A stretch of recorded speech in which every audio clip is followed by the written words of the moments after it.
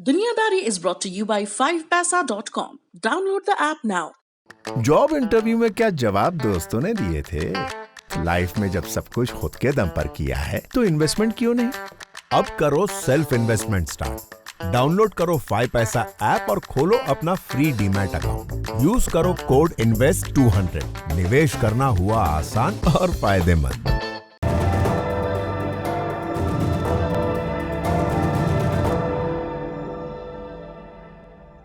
आज 17 मई है। इजराइल और फिलिस्तीन के बीच हिंसा शुरू हुए एक हफ्ता बीत चुका है। इस हिंसा में अब तक 58 बच्चों समेत 198 फिलिस्तीनी मारे गए। इजराइल के कब्जे वाले वेस्ट बैंक में सिक्योरिटी फोर्सेस के हाथों 13 फिलिस्तीनी मारे गए। उधर हमास द्वारा छोड़े गए सैकड़ों रॉकेट्स से इजराइल में 2 बच्चों समेत 10 लोगों की मौत हुई। इस हिंसा के खिलाफ दुनिया के कई शहरों में प्रोटेस्ट हो रहे हैं। कोई फिलिस्तीन का पक्ष ले रहा है, कोई इजराइल का। भारत में भी social media feed I support फिलिस्तीन वर्सेस आई सपोर्ट इजराइल से भरी हुई है। कई लोग इजराइल का सपोर्ट करने के साथ साथ इस्लामोफोबिया का भी भद्दा प्रदर्शन कर रहे हैं। न्यूक्लियर हमले और नरसंहार जैसी भीषण अपीलें भी कर रहे हैं। इन सब के बीच एक ट्वीट को लेकर भी काफी कौतूहल दिखा लोगों में। ये ट्वीट था इजराइल के प्रधानमंत्री बेंजामिन नेतन्याहू का।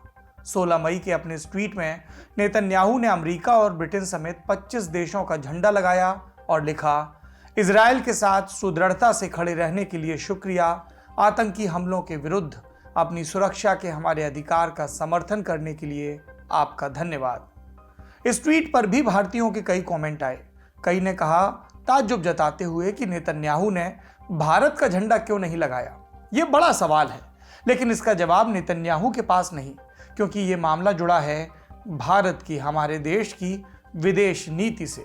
विदेश नीति यानी किसी दुनियावी मसले पर एक देश का आधिकारिक स्टैंड। फिलिस्तीन और इजराइल के मुद्दे पर क्या है भारत का आधिकारिक स्टैंड? किसके हक में है भारत? आजादी से लेकर अब तक इस मुद्दे पर भारतीय विदेश नीति में क्या बड़े बदलाव आए? आज के एपिसोड में इन्हीं सवालों के जवाब तलाशने की कोशिश करेंगे। नमस्ते, मेरा नाम है सौरभ द्विवेदी और आप देख रहे हैं अंतर्राष्ट्रीय खबरों से जुड़ा हमारा कार्यक्रम दुनियादारी। 15 अगस्त 1947 भारत एक आजाद देश बना। इस वक्त तक इजराइल के गठन का कैंपेन अपने चरम पर पहुंच चुका था। इस मसले पर 29 नवंबर 1947 को संयुक्त राष्ट्र में एक वोटिंग होनी थी। इसका विषय था फिलिस्तीन का बंटवारा, इसे 2 भागों में बांटना। एक हिस्सा यहूदियों का देश और दूसरा अरबों यानी फिलिस्तीनियों का देश।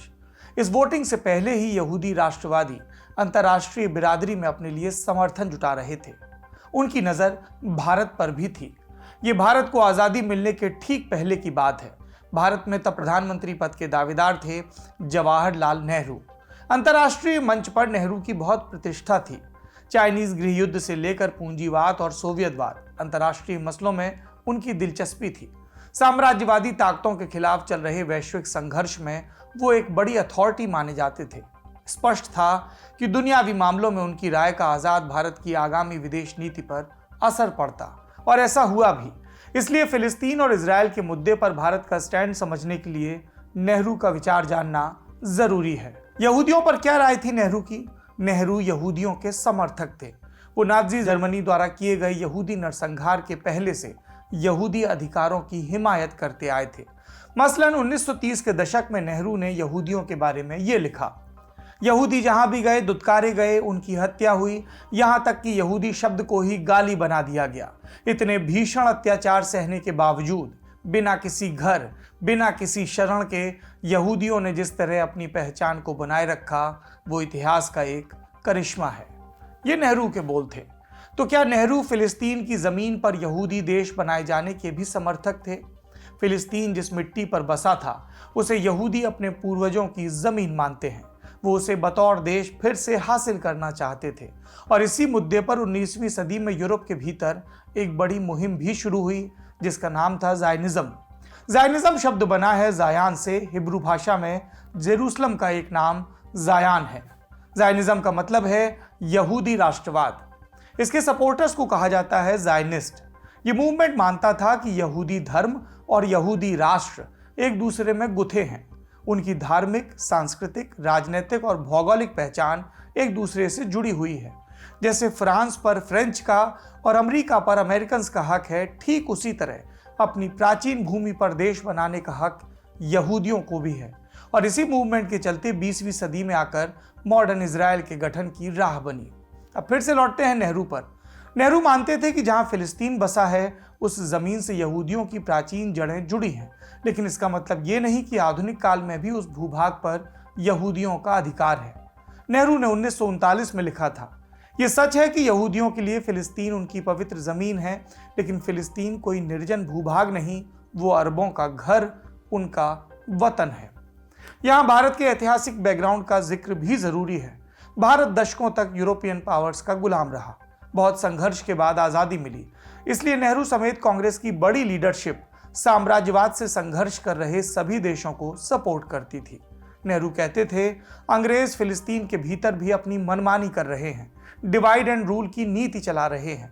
ऐसे में फिलिस्तीनियों का संघर्ष केवल धार्मिक नहीं है, वो साम्राज्यवाद विरोधी संघर्ष भी है, और इसलिए भारत को फिलिस्तीन के साथ खड़े होना चाहिए।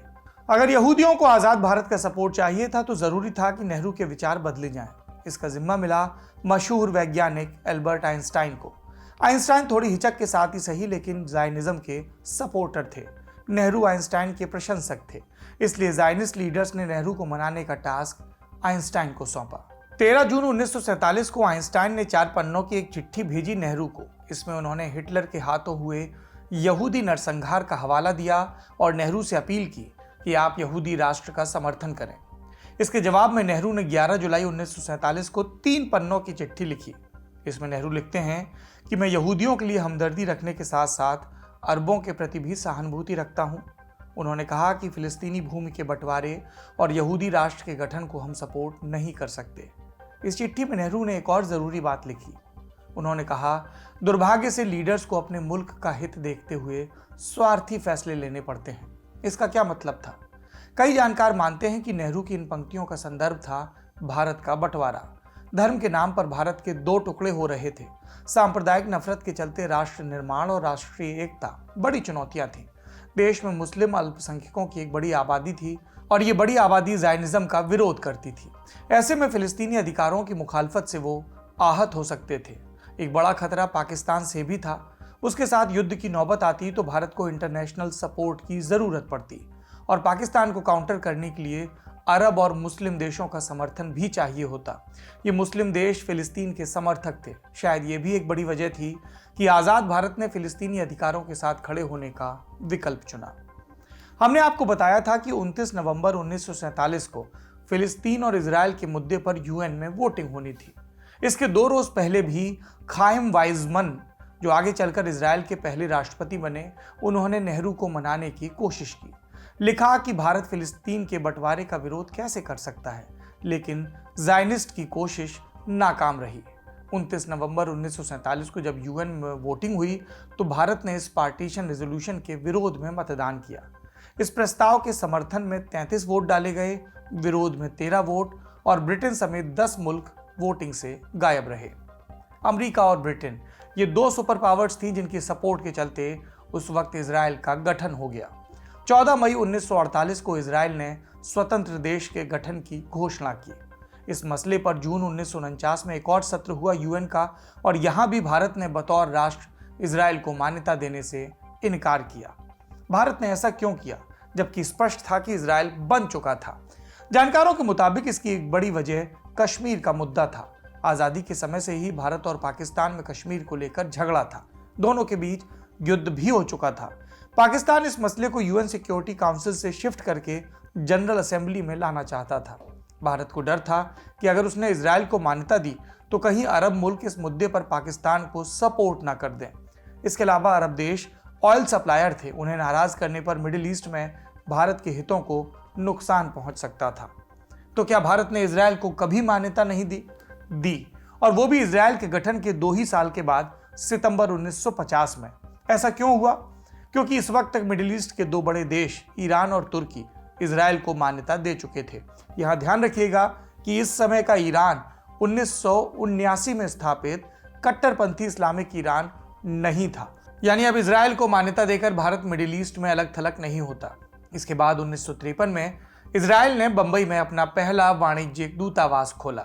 पिछले तरीका यही था कि अब भारत भी इजराइल में दूतावास खोले, लेकिन भारत इजराइल के साथ सीमित रिश्ते रखना चाहता था, इसलिए भारत ने इजराइल में अपनी एम्बेसी या कॉन्सुलेट नहीं खोला। इसके बाद भारत इजराइल रिश्तों का एक बड़ा एपिसोड आया सुएज कनाल के संकट के समय। ये नहर इजिप्ट के भूभाग में थी, लेकिन इस पर कंट्रोल था ब्रिटेन और फ्रांस का। इजिप्ट इस पर अपना कंट्रोल चाहता था, उसने सुएज को नेशनलाइज कर दिया। जवाब में पहले इजराइल और फिर ब्रिटेन और फ्रांस ने सुएज पर हमला किया। इस मामले में भारत ने इजिप्ट का पक्ष लिया। उसने कहा कि इस केस में इजराइल आक्रमणकारी है। यूएन ने जब इजिप्ट में अपनी पीस कीपिंग सेना भेजी तो भारत ने भी उसमें अपने सैनिक भेजे। भारतीय सपोर्ट के बदले इजिप्ट ने यूनाइटेड नेशंस की इमरजेंसी फोर्स में पाकिस्तान की हिस्सेदारी का विरोध किया। तो क्या इस एपिसोड का मतलब यह था कि भारत और इजराइल के बीच तल्खियां आ गईं? नहीं, भारत ने उसके साथ डिप्लोमेटिक रिश्ते भले ना कायम किए हों, लेकिन उसकी इजराइल से कोई शत्रुता नहीं थी। जैसा कि 1957 में एक दफा लोकसभा को संबोधित करते हुए तत्कालीन रक्षा मंत्री वी.के. मेनन ने कहा था, जहां तक इजराइल का प्रश्न है तो हमारी उससे कोई दुश्मनी नहीं है। इस दौर में भारत दरअसल मिडिल ईस्ट और कश्मीर पॉलिसी के चलते इजराइल के साथ अपने रिश्तों में बहुत एहतियात बरत रहा था। इस पॉलिसी में बड़ा बदलाव आया चीन के चलते। 1962 में चीन ने भारत पर हमला कर दिया। ये युद्ध नेहरू की चीन नीति की करारी हार थी और साथ ही अनाज उत्पादन में आत्मनिर्भर होने की कोशिश कर रहे भारत के पास चीन का मुकाबला करने की सैन्य क्षमता भी नहीं थी। भारत को हथियारों और कूटनीतिक समर्थन के लिए अंतर्राष्ट्रीय मदद मांगनी पड़ी। 27 अक्टूबर 1962 को नेहरू ने इजराइल के तत्कालीन प्रधानमंत्री डेविड बेन गुरियन को पत्र भेजा। जवाब में गुरियन ने भारत के साथ हमदर्दी जताते हुए हथियार देने की पेशकश की। इजराइल ने भारत को आर्म सपोर्ट दिया भी, लेकिन सीमित। इस प्रकरण के चलते इजराइल और भारत करीब आ गए, लेकिन फिर 1967 के 6 डे वॉर के चलते दोनों में दूरी आ गई। क्या हुआ था इस युद्ध में? इसमें इजराइल ने यूएन पार्टीशन प्लान में फिलिस्तीन को आवंटित इलाकों पर कब्जा कर लिया। इस समय तक भारत खुद सीमा विवाद के चलते 3 युद्ध झेल चुका था। ऐसे में भारत का आधिकारिक पक्ष यही था कि सीमा विवाद का निपटारा दुनिया में कहीं भी युद्ध से नहीं, वार्ता से होना चाहिए। भारत ने इजरायली कब्जे पर भी यही स्टैंड लिया और कहा कि इजराइल अपने कब्जे वाले इलाके खाली करे, शांतिपूर्ण तरीके से विवाद सुलझाने की कोशिश करे और फिलिस्तीनी शरणार्थियों के हितों की रक्षा करे। यूएन में अपना पक्ष रखते हुए भारत ने यह भी कहा कि आक्रमण करने वाले पक्ष को आक्रमण का फायदा नहीं मिलना चाहिए। दोनों पक्षों को चाहिए कि वो युद्ध से पहले वाली स्थिति पर लौट जाएं। तो एक तरफ ये इंटरनेशनल घटनाक्रम था, दूसरी तरफ भारत की अपनी चिंताएं थीं। चीन और पाकिस्तान की दोहरी चुनौती के आगे भारत की अपनी सीमाएं सुरक्षित करने की चिंताएं बढ़ रही थी। पाकिस्तान के सवाल पर इंदिरा गांधी सरकार के आगे अमेरिका का प्रेशर था। गवर्नमेंट को सोवियत के अतिरिक्त इंटरनेशनल बैकअप की भी जरूरत थी और इसी तस्वीर में इजराइल की फिर एंट्री होती है 1971 के बांग्लादेश मुक्त युद्ध के समय। इस समय भारत को हथियारों की जरूरत थी। सरकार ने इजराइल से मदद मांगी और उसने एक बार फिर भारत को लिमिटेड सपोर्ट दिया। इस सपोर्ट के बावजूद भारत ने फिलिस्तीन का पक्ष पूरी तरह नहीं छोड़ा। मसलन 1975 के साल में भारत ने यासिर अराफात के PLO यानी फिलिस्तीन लिबरेशन ऑर्गेनाइजेशन को फिलिस्तीनी देश के प्रतिनिधि की मान्यता दी और ऐसा करने वाला भारत पहला गैर अरब मुल्क था। इस वक्त तक भारत की पॉलिसी में फिलिस्तीन के प्रति थोड़ा झुकाव दिखता है, लेकिन फिर मिडिल ईस्ट की तस्वीर तेजी से बदलने लगी। 1978 में इजिप्ट ने इजराइल से संधि कर ली। 1979 में ईरान के भीतर इस्लामिक कट्टरपंथियों की सरकार बन गई। अब सऊदी और ईरान के बीच मुसलमानों का अगुवा बनने की होड़ भी शुरू हो गई और अंदर ही अंदर अरब देशों का इजराइल के प्रति नजरिया बदलने लगा। ये नजरिया क्यों बदल रहा था? क्योंकि इन देशों को लग रहा था कि ईरान को काउंटर करने के लिए अमेरिका और इजराइल जरूरी हैं। मिडिल ईस्ट के इस बदलते घटनाक्रम का असर भारतीय पॉलिसी पर भी पड़ा। भारत अब भी फिलिस्तीनी अधिकारों की बात तो करता था, लेकिन पहले जितनी मुखरता से नहीं। अब भारत के अप्रोच में बैलेंसवाद ज्यादा नजर आने लगा। इजराइल के प्रति उसके स्वर शांत होने लगे। मसलन 1985 में अरब देश यूएन जनरल असेंबली में एक प्रस्ताव लाए जिसमें इजराइल की आक्रामकता का हवाला देकर उसे यूएन से बर्खास्त करने की अपील की गई, लेकिन भारत ने अरब देशों के इस प्रस्ताव का समर्थन नहीं किया। अब भारत में इजराइल के साथ आधिकारिक रिश्ते जोड़ने की हलचल तेज हो रही थी। प्रधानमंत्री राजीव गांधी का कार्यकाल इस मायने में अहम रहा। 1985 में राजीव बतौर प्रधानमंत्री यूएन जनरल असेंबली के 40वें सत्र में हिस्सा लेने गए। यहां उन्होंने इजराइल के प्रधानमंत्री शिमोन पेरेज के साथ अलग से मुलाकात की। ये भारत और इजरायली नेतृत्व के बीच हुई पहली पब्लिक मीटिंग थी। कोल्ड वॉर में सोवियत संघ की हार के बाद दुनिया तेजी से बदल रही थी। भारत भी अपनी विदेश नीति में बदलाव कर रहा था, नए स्ट्रेटेजिक पार्टनर खोज रहा था। अमेरिका के साथ उसके रिश्ते बेहतर हो रहे थे और इसी के चलते पहले गल्फ वॉर के दौरान भारत ने अमेरिका को भी लिमिटेड सपोर्ट दिया। भारत को उन्नत हथियार और सैन्य तकनीकी की जरूरत भी थी और वो इन जरूरतों के लिए विदेश पर निर्भर था। आर्म्स और डिफेंस टेक्नोलॉजी में इस जरूरत को इजराइल पूरा कर सकता था क्योंकि वो एक बड़ी पावर था। ऐसे में इजराइल से दूर रहना भारत के राष्ट्रीय हितों के लिए नुकसानदेह था। इसलिए प्रधानमंत्री नरसिम्हा राव की सरकार ने इजराइल पर अपनी आधिकारिक पॉलिसी में प्रकट बदलाव किया।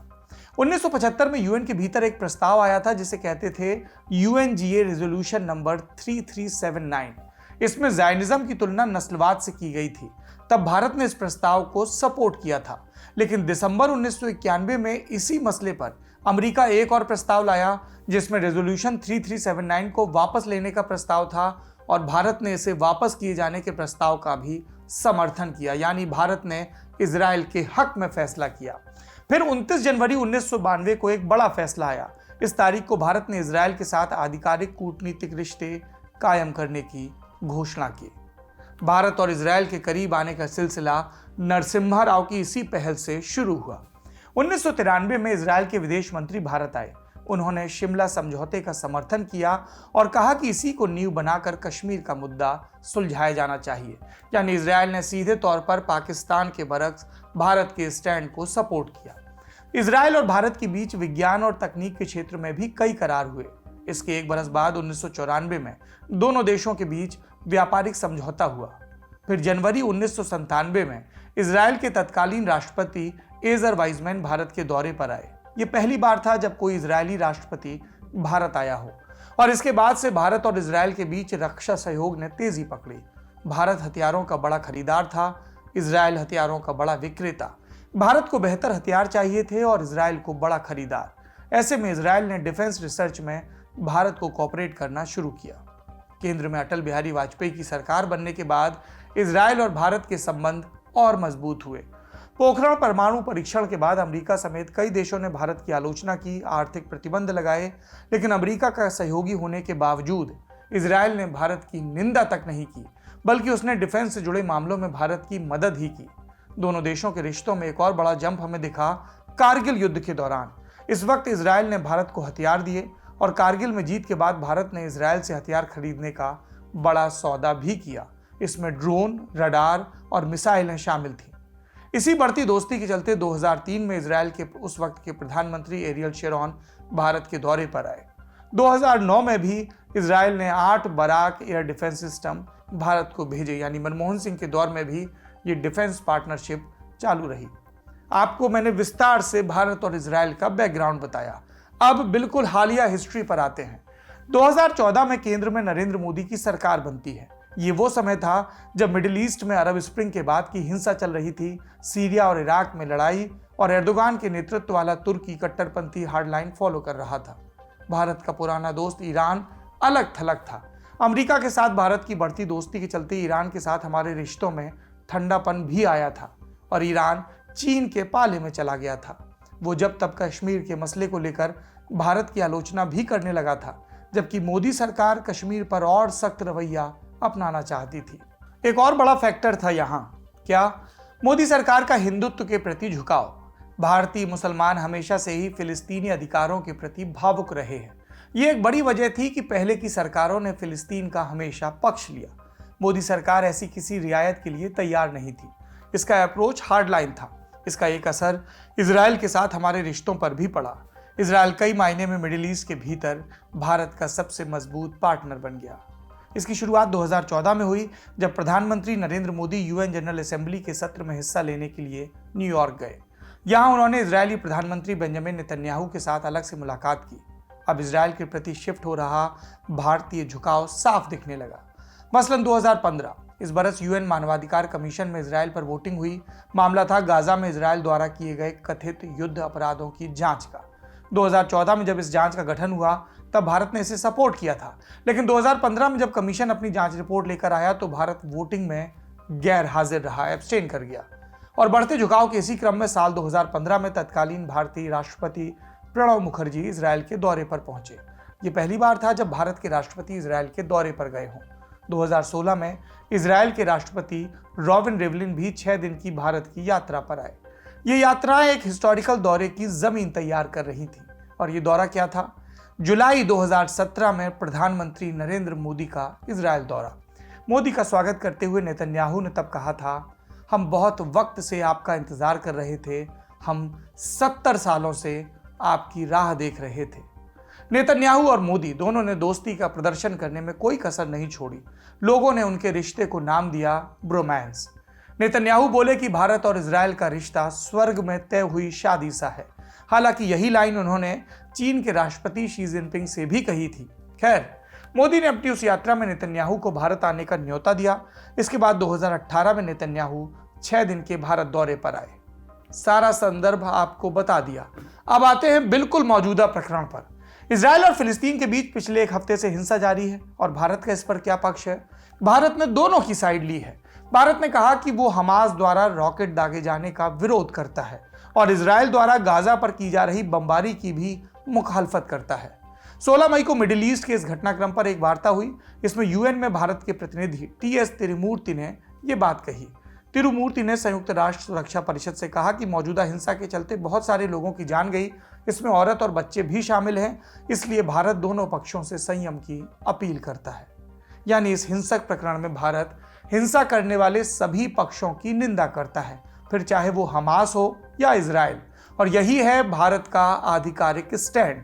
जहां तक फिलिस्तीनी अधिकारों का सवाल है तो भारत अभी भी उसके अधिकारों की साइड लेता है। वो कहता है कि फिलिस्तीन को उसके देश का हक है।